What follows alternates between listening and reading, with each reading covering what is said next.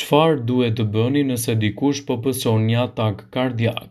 Nëse dyshoni se dikush ka kaluar në arrest kardiak, ka disa hapa të thjeshtë që mund të ndërmerrni menjëherë që mund të nënkuptojnë ndryshimin midis jetës dhe humbjes së saj.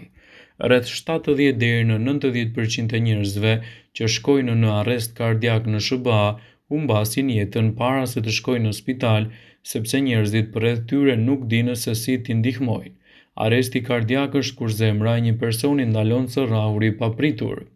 Personi bie sepse truri nuk funksionon më dhe ka vetëm disa minuta që duhet të përpiqeni ta ktheni atë në ritmet normale të jetës.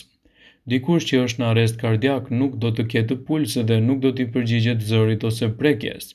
Ato do të ndalojnë frymëmarrjen ose do të lëshojnë tinguj të cilët nuk janë në frymëmarrje të vërteta.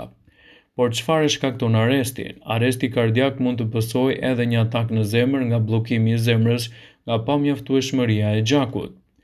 Nëse shikoni dikë me këto simptoma, atëherë vendosni duart në qendër të gjoksit dhe shtypni fort 100 deri në 120 rrahje në minutë. Kjo do ju ndihmojë derisa të vijë ambulanca.